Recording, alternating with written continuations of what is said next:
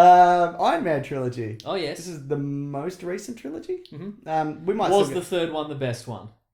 No, definitely No, definitely not. was not. No, not at all. Yeah. I think, is it better than 2 though? Is 3 better than 2? I said this before, it works as a movie, as a buddy comedy, cop comedy. Yeah. But it doesn't work as an Iron Man movie. It doesn't work. Well, it doesn't work as an Iron Man movie, and it doesn't work... If Tony Stark's supposed to be intelligent. Yeah, it does exactly, yeah. It doesn't work because the entire premise of Iron Man 1 and 2 and the Avengers is that Tony Stark is a guy who learns very quickly and he learns from his mistakes. Yeah. And in Iron Man 3, he says, hey, the Mandarin, come and get me, here's where I live. And when the Mandarin does come and get him where he lives, he's completely unprepared. Despite the fact that under his house is like 40 fully armed, independently functional Iron Man suits. That he could have just lined up. Yeah, that he could have easily used to take down a small number of helicopters. Yes. Also, the Mandarin probably knows where he lives. Oh yeah, I would imagine a lot of people know where he lives. He's always shouting about it. Yeah, it's the... Maybe he's constantly inviting people to his house, like his enemies. Oh, right. And that's why he was like, this never happened. They literally never turn up. That's true. I'm like, hey, Obadiah Stane, come and bloody get me. I'll take you on. And then they're like, hey, you killed him in the first one. He's like, oh yeah. I did, didn't I? Yeah. He had that big gas-powered Iron Man suit. Hey, Whiplash, come and get me. You never come get me. Oh, that's right, I killed him. Yeah. Self-destructed. And like 100 robots fell on him or whatever the hell happened. An entire expo building fell on him. No, they did the thing where the repulsors together. Yeah. The crossing the streams. But then didn't his suit then self-destruct? Oh, did it? I did too. He credited it. Yeah, he credited it. Yeah. There's also an alternative version of that where he grabs Pepper and Tony Stark comes down and they have a weird kind of standoff.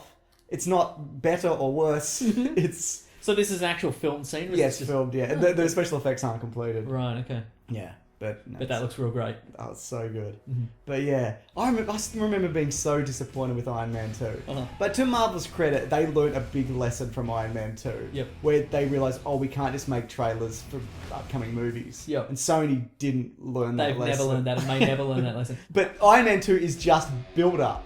It That's really all is, it is. Uh-huh. It's build up and the great scene with the suitcase. So, which they spoil in the trailer.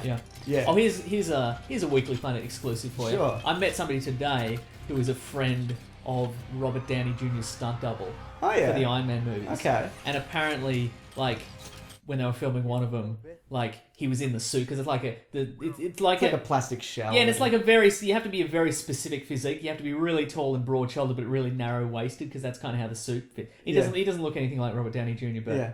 But he was wearing like the top half of the suit and the helmet or whatever. You can't see anything because it's like two really narrow eye slits. And he's coming up a flight of stairs, and Robert Downey Jr. is coming down the flight of stairs. And Robert Downey Jr. is like, yeah, up top, let's do this, let's make it happen or whatever. And he goes for he posts for the high five, and the guy just blanks him because he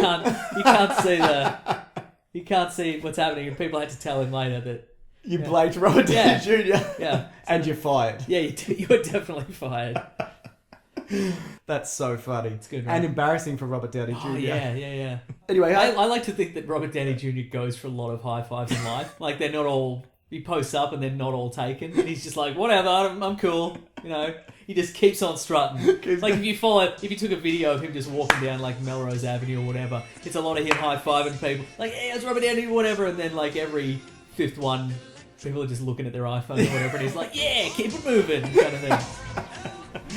Robert Downey Jr. though, he changed the character of Iron Man. Yeah. Tony Stark, because in the comics he changed acting. He did, didn't he? In Sherlock Holmes: A Game of Shadows. But that character's not that carefree, or was it in the comics? No, he was very somber, like an alcoholic or borderline alcoholic, just full of regret and remorse and anger and bitterness and shame and hate. And Robert Downey Jr.'s personality kind of took that on. And I'm okay with that because the comics don't have to be the same, obviously. Yeah. But I think if they did that now, because that was the first Marvel Cinematic Universe movie, they made a lot of changes and nobody cared. Yep. But if they brought it out now and they were like, oh, by the way, Jarvis is a robot, not a real man and whatever, I think people would have been very upset. Oh, definitely, yeah. But then people are like, yeah, okay.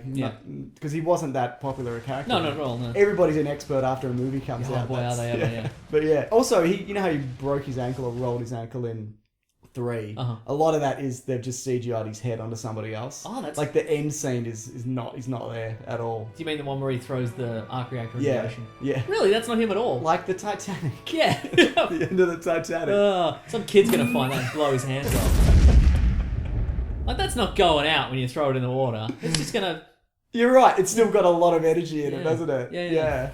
The strength of Iron Man, the movies, are clearly in the character and Robert Downey Jr. than in the movies themselves. Right. 1 is great. Yep.